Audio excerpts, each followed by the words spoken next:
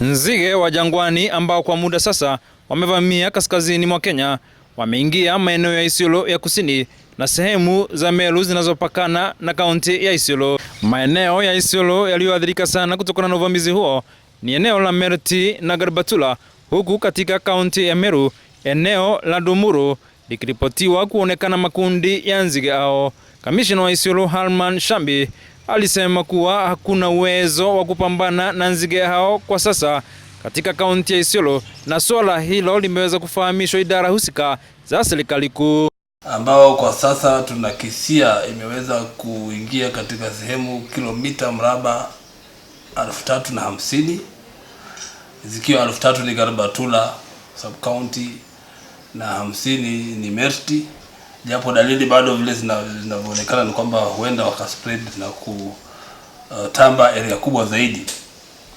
Haya ni mambo ambayo tayari tumeyapeleka kwa wale wanaohusika huko Nairobi, kwa sababu hapa labda hatuna uwezo wa kuweza kudeal nazo, lakini serikali tunashukuru imechukua jukumu tayari. Spraying imeanza katika counties zingine, na vile tumesikia kama hata wenzetu neighbors hapa Meru pia hao nzige wameingia.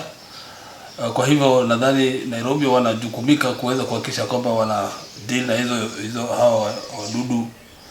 Aidha, kulingana na kamishna huyo, nzige hao wanatarajiwa kusambaa na kuenea katika maeneo mengi hata zaidi.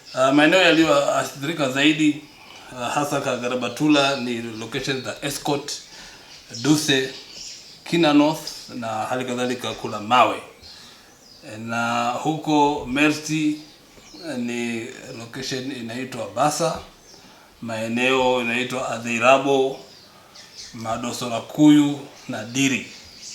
Lakini kuna angalizo kwamba huenda zika spread na kutamba katika area kubwa zaidi. Watu wako macho pale, lakini muhimu ni kupata intervention, na intervention tunaona ni kama aerial spray. Dawa inanyunyizwa kutoka kwa ndege, na nafikiri mpango hiyo inakuwa handled na ofisi huko Nairobi. Shambi pia aliongeza kuwa wananchi hawana uwezo wote wa kukabiliana na wadudu hao au uvamizi huo. Wananchi wetu wanajaribu kuua tu hivi, lakini namba ni kubwa, idadi ni kubwa hao wadudu. Kukabiliana nao kwa mkono ama kuwachapa chapa ama nini inakuwa ngumu. Lakini hapa hatujarusha tear gas kama wanavyosema wengine, hatujapiga risasi kama wanavyosema wengine, hapana. Tutangojea tu hiyo aerial spray. Nafikiri ndio njia mwafaka zaidi ya kuweza kukabiliana na wadudu hawa.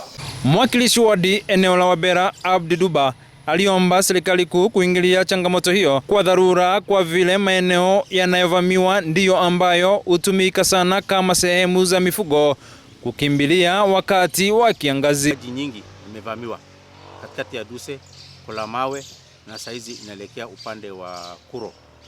Kuro ni center ya grazing land ya Isiolo, na mali mifugo yetu huwa inatorokea wakati wa ukame. Watufikie pia sisi watu wa Isiolo County, area zetu za grazing, ile mali ambayo tunaweka mifugo yetu ya malisho tayari imevamiwa. Hivyo tuna appeal kwa national government, kwa sababu tunajua serikali ya county haina capacity. Ni maoni yaliyozungumziwa na Kamishna Shambi kuwa sehemu za malisho za mifugo na wanyama pori zimo hatarini. Na tunashukuru Mungu wakati huu tuko na vyakula vya kutosha kwa mifugo wetu.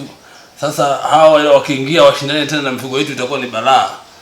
Lakini nadhani tutaweza kutatua hii shida kabla haijaenea zaidi na kabla haijagusa ukijani wetu. George Kobia, Meru TV, Isiolo.